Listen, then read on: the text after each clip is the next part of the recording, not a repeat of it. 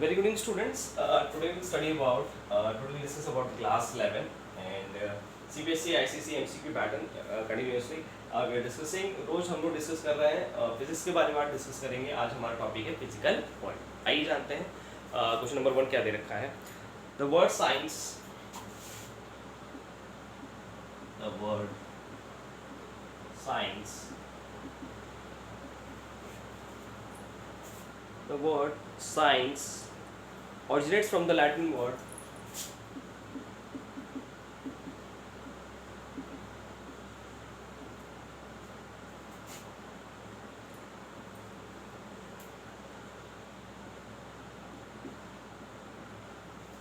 scientia.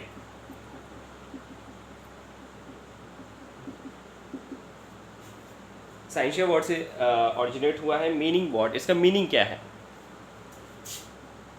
Meaning आइए जानते हैं. ऑप्शंस क्या दे रखा है. मेरी स्टूडेंट्स एग्जाम्स बहुत ही नियर हैं. Most probably October last week और नवंबर फर्स्ट वीक में हो जाएंगे. So be thorough with your preparation. First one है to know. B is given to C दे रखा है. सी दे रखा है टू एक्सपीरियंस. मीनिंग पूछा है what is mean by. And last one D दे रखा है to observe. Very important question. Let us see. आइए जानते हैं एक्सप्लेनेशन पार्ट में के बारे में.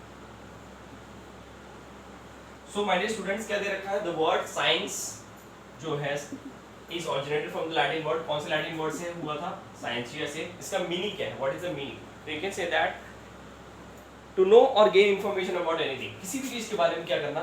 नॉलेज लेना. किसी की चीज के बारे में, fan, about bulb, about the classroom, about the board, about the marker, about any technical anythings. To know or gain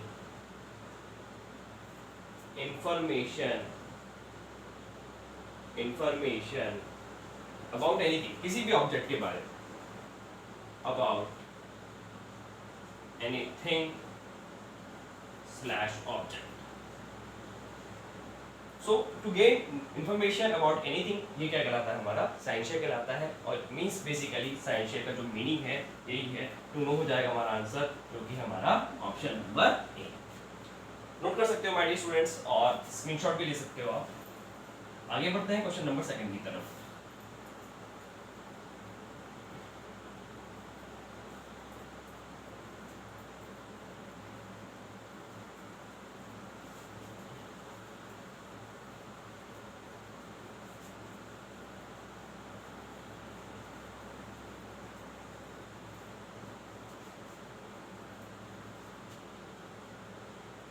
आइए जानते हैं क्वेश्चन नंबर 2 क्या दे रखा है. क्वेश्चन नंबर 2 दे रखा है atomic and molecular phenomena are dealt with by. Atomic and molecular phenomena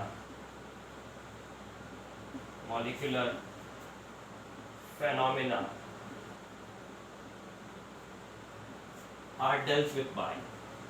Are dealt means which you can say that. आप कह सकते हो dealt with by. आइए जानते हैं ऑप्शंस क्या दे रखा है. Option number A, option number B, option number C, option number D. आइए जानते हैं हमारी स्टूडेंट्स क्या दे रखा है. ये दे रखा है Newtonian mechanics, fluid mechanics, Newtonian mechanics, fluid mechanics. In short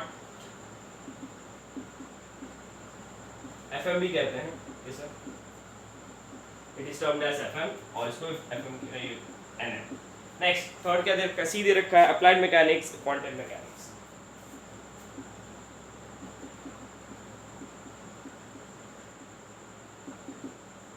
and last है क्वांटम मैकेनिक्स. बहुत ही फेमस है. क्यूएम और इन शॉर्ट अप्लाइड मैकेनिक्स को अप्लाई कर सकते हो एएम. आइए जानते हैं एक्सप्लेनेशन पार्ट के बारे में.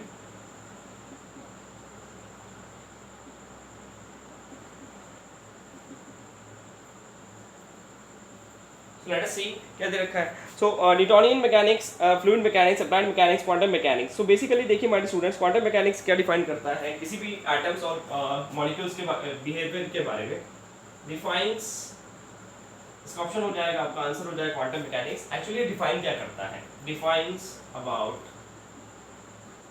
द, पहली बात तो एटम के बारे में डिफाइन करता है, नेक्स्ट मॉलिक्यूल्स के बारे में डिफाइन करता है, और किन किन चीज़ों के बारे में डिफाइन करता है. What are the other factors, किसके ऊपर डिफाइन करता है, किसके बारे में? इलेक्ट्रॉनिक कॉन्फ़िगरेशन के बारे में,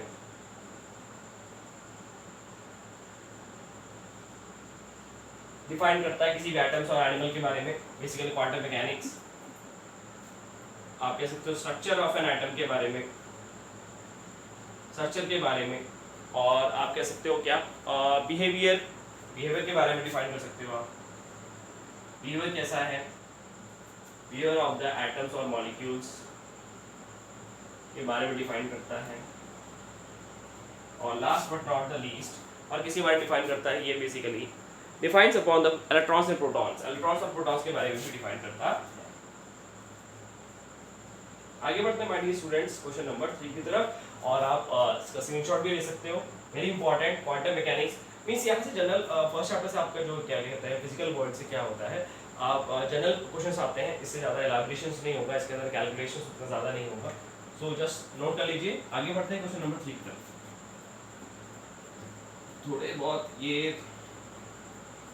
शॉर्ट क्वेश्चंस हैं, लेंथी क्वेश्चंस भी हैं. आई थिंक नेक्स्ट क्वेश्चंस अगला लेंथी है.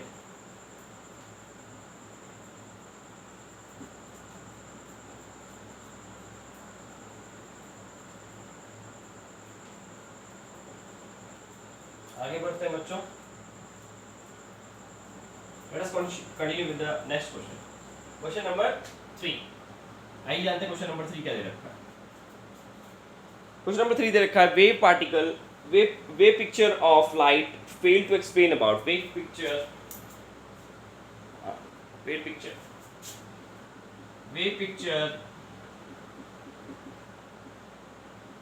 failed, किसमें फेल हो गया था? failed to explain about. इस टर्म के बारे में वेव पिक्चर एक्सप्लेन नहीं कर पाया था. लेट अस आइए जानते हैं ऑप्शंस क्या क्या दे रखे हैं. सो ए दे रखा है my dear students, photo electric effect, polarization of light. Photo electric effect,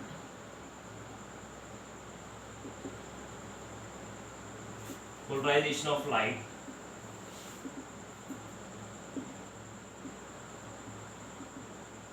तीसरा दे रखा है पोलराइजेशन. तीसरा दे रखा है diffraction and interference of light.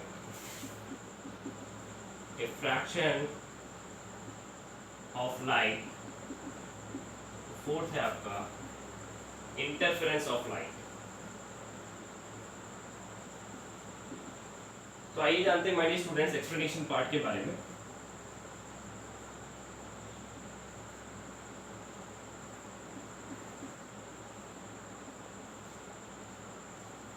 So my dear students 4 options दे रखा है. पहला है आपका photo electric effect, polarization of light, diffraction of light, interference of light. तो आइए जानते हैं क्या है interference of light. So basically देखिए माय डियर स्टूडेंट्स का आंसर क्या हो जाएगा. वेव पिक्चर कभी भी अगर क्वेश्चन में आता है तो बेसिकली ये क्या डिफाइन करता है, कहीं ना कहीं फोटॉन्स को डिफाइन करता है. और किसमें ये इफेक्ट होता है हमारा, फोटो इलेक्ट्रिक इफेक्ट में. आइए जानते हैं कैसे ये काम करता है.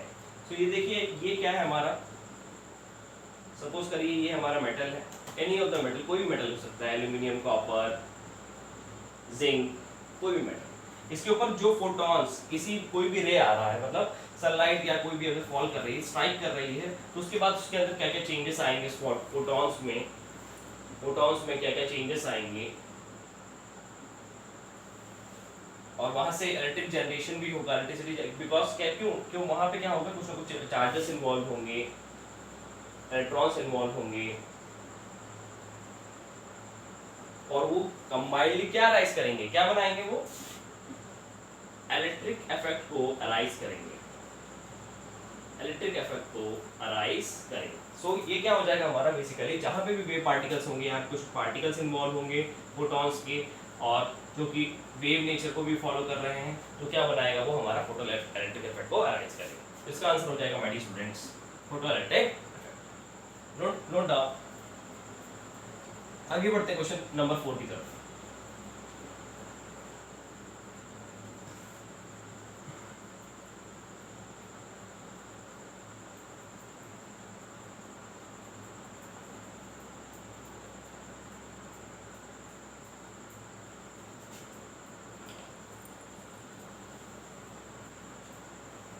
आगे बढ़ते बच्चों क्वेश्चन नंबर 4 की तरफ। क्या दे रखा है? heliocentric theory proposed by heliocentric theory is proposed by Mike Nicholas Copernicus was heliocentric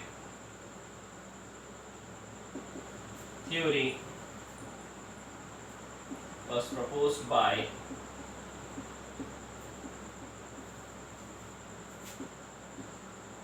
Nicholas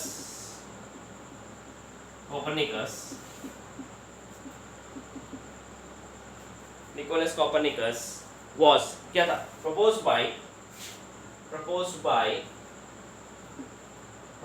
Nicholas Copernicus was क्या था एक्चुअली? क्या ये जानते हैं? ऑप्शन दे रखा है A B C D। ये क्या जानते हैं? क्या दे रखा है? दे रखा है replaced by circular orbits to fit the data better, replaced by elliptical orbits, replaced by circular orbits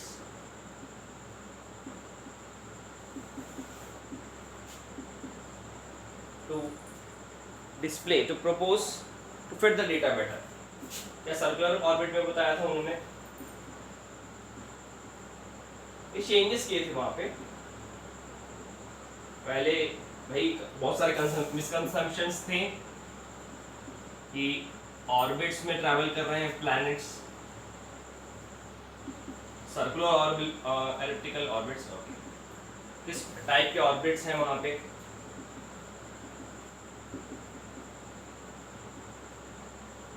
और डेटा को बेटर किया गया, मींस एक्यूरेट किया गया। सी क्या दे रखा है? Replace by elliptical orbits to fit the test of new rulers of Italy. replaced by elliptical orbits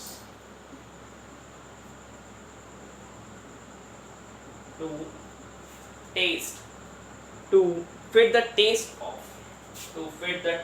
of rulers, जो रूलर्स थे इटली के, उनके अकॉर्डिंगली बनाने के लिए। Next last one is replaced by the parabolic orbits, replaced by parabolic orbits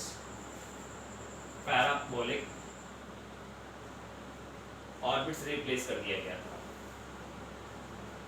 to fit the data better।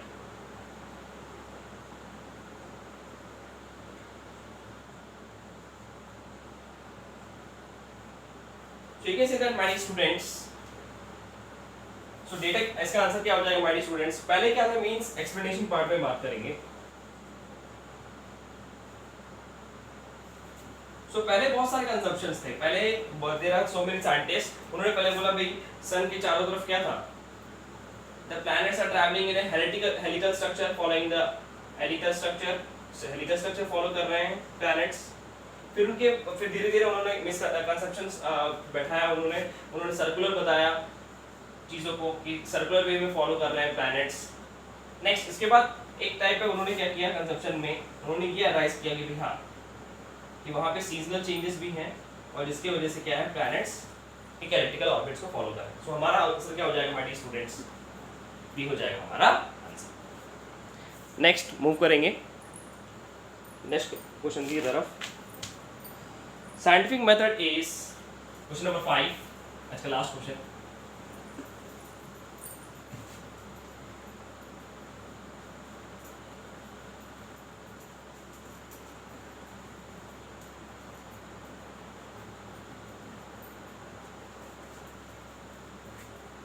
आइए जानते हैं क्वेश्चन नंबर 5 क्या दे रखा है।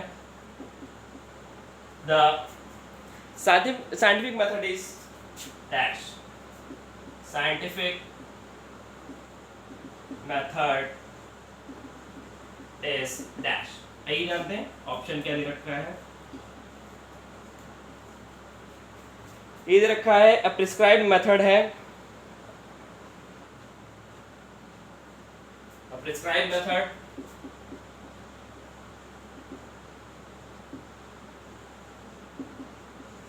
next it is given a procedure for new hypothesis, a procedure for new hypothesis। Next hypothesis का starting है, procedure है, a body technique for investigating phenomenal acquiring new knowledge, a technique investigating and acquiring new knowledge, नई knowledge को gain करना। और last one is, last but not the least is a method for proposing new theories, a method for proposing new theories। My dear students, scientific method means what, scientifically new method arise करना।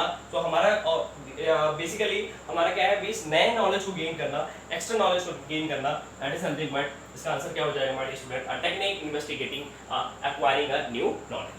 सो आज के लिए इतना काफी है my dear students, hope so आपको समझ में आया होगा।